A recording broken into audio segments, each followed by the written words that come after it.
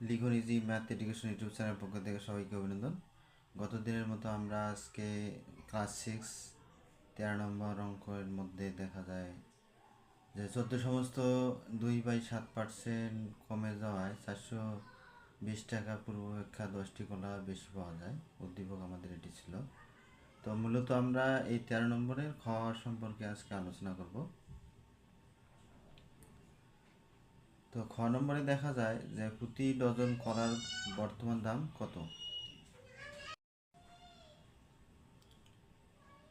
তো কলার দাম যেহেতু 14 সমস্ত 2/7% কমে যায়, 100 টাকায় কমে যায়। 14 সমস্ত 2/7 বা 7 দ্বারা 14কে গুণ করলে আমাদের 98 আসবে। আর এদিকে উপরে যেহেতু লব 2 ছিল, তাহলে 98+2 তাহলে হবে 100 টাকা। বিষয়টি আরেকটু ভালোভাবে দেখি আমরা।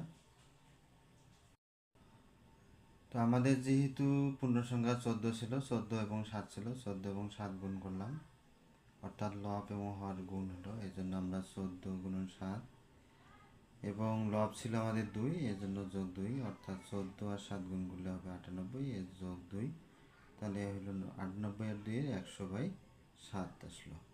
কত আসলো? 100/7। তো এখানে আমাদের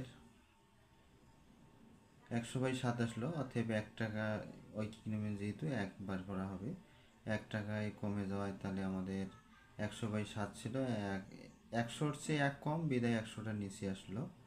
তাহলে আমাদের 100/7 গুণন 100, অর্থাৎ এই 100টা হচ্ছে আমাদের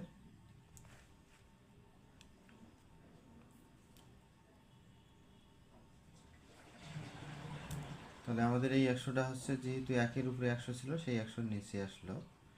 এরপর যেহেতু আমাদের কোশ্চেনে ছিল যে 420 টাকা পূর্বাপেক্ষা 420, সেজন্য আমরা 420 নিলাম। 420 টাকা পূর্বাপেক্ষা আমাদের 100 গুণন 420/7 গুণন 100 এত টাকা, অর্থাৎ 100 কাটলাম।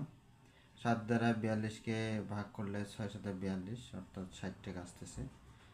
কোশ্চেনে দেওয়া ছিল যে 10টি কলা বেশি পাওয়া যায়, অর্থাৎ এই যে 60 টাকা আমরা পাইলাম, এটা হলো 60 টাকা কমে গেছে। তাহলে 60 টাকা কমে যাওয়ার কারণে 10টি কলা পাওয়া যায়। তাহলে প্রশ্ন মধ্যে 10টি কলার দাম 60 টাকা, অতএব একটি কলার দাম আসতেছে আমাদের 60/10।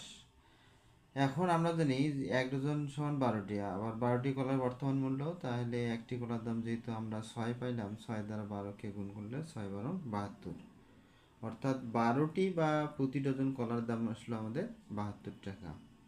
তো বিষয়টি আশা করি সবাই বুঝতে পেরেছো। এরপরে কথা হবে আবার কোনো ভিডিও নিয়ে। সবাইকে অশেষ ধন্যবাদ।